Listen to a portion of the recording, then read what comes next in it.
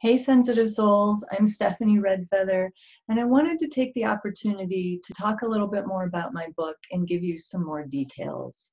My book, The Evolutionary Empath, A Practical Guide for Heart-Centered Consciousness, hit shelves last week on November 5th. It's already hit #1 in one of its categories on Amazon as a new release, so thank you so much for being a part of that. I've been getting some questions about a few things, like, does it cover this, and is it for me, and do I have to know this thing or that thing, and will I understand it? And so I'm making a several-part video series to answer some of those questions and give you a deeper peek inside the book. And so what I want to focus on in this segment is the definition of an empath. The only directive that my spirit guides gave me when I sat down to write this book was create a definition. So of course my first thought was, hey, yeah, sure, no pressure. But I did it. And I actually spend 2 whole chapters talking about different components of the definition of an empath. And I'm pretty sure there's nobody else out there who has done that, who has attempted to define what an empath is to this level of detail. And so if you're somebody who needs that level of detail, who's craving that understanding, then I think this is going to be very valuable for you. So let me talk about a few aspects of the definition. So the first thing, I approach it from several different points of view. So I cover, first of all, what an empath is not. An empath is not witchcraft, or, insert your favorite woo-woo word here. It is not something we can turn on and off. So I go into quite a few what an empath is not examples, because that sets the stage then for what an empath is, and it dispels certain myths and misunderstandings. The biggest part of the definition, and I'm going to focus mostly on that, is the 5 distinct qualities of an empath. So when I was first doing empath workshops, I had started to amass a huge list of qualities that described a lot of our life experiences, personality traits, qualities that we had. And so I took that list and it started organizing itself into like items, which ended up being these 5 qualities. So I'm going to read them to you just for simplicity's sake, so I don't have to do it from memory.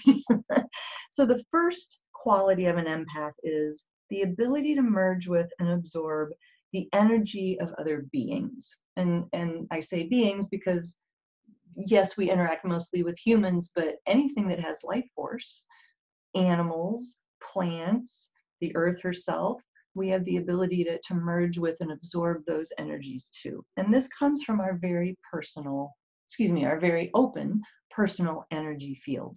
And this is the quality that when we live in our unconscious years causes us to be codependent, take on everybody else's stuff, take on their emotions, take on their problems, feel like they're our own to solve or deal with.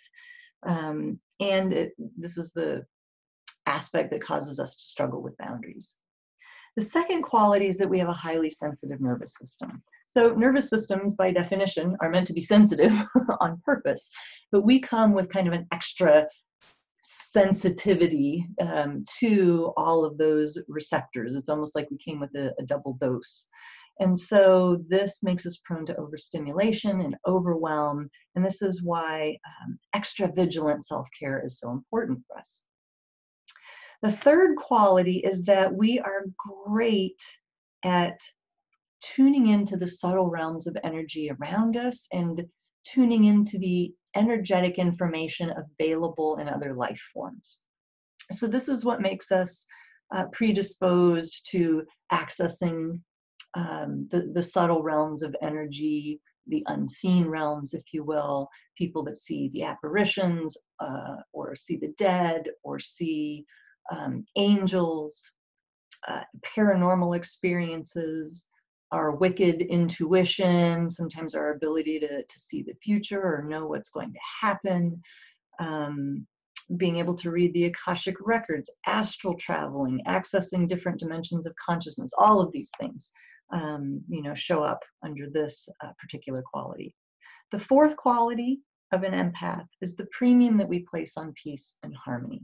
And that's in our own being, that's in our relationships, and that's in our environment as well. And so this can cause us to constantly be tweaking things. I know for myself, like I'm always adjusting things in the house, and that can be light and sound and like natural light, and changing light bulbs to have more of a natural spectrum, and managing how much sound is in the house. And it could go on, and I do give more examples in the book.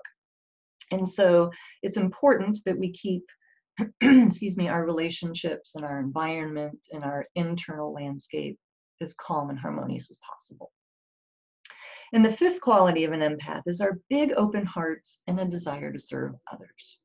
And so this is the quality in our unconscious years, again, that causes us to put other people first and to put ourselves last, causes us to overgive, and usually points us in the direction of very service-oriented professions. So those are the 5 qualities of an empath. And I spend an entire chapter breaking down these 5 qualities and giving lots of examples. I interviewed colleagues and students and clients for this book. And so the majority of those anecdotes, those personal stories, are in this particular chapter, so that you can see other people's real life experiences of these different qualities. In addition to the 5 qualities of an empath, so I'm still talking about the overall definition that I'm presenting, one of the things that I share, and I don't think I've really heard other people talk about this aspect, is that being an empath is something that we chose on a soul level. So it wasn't a random occurrence. It was a choice that we made to incarnate on this planet right now with this particular set of qualities. And so I talk more about that in the book as well. And then finally, at the end, all of this culminates into a paragraph definition of what an empath is, because I just couldn't make it any shorter. With the downloads I was receiving and what my spirit guides were showing me, it took a whole paragraph to describe what an empath is.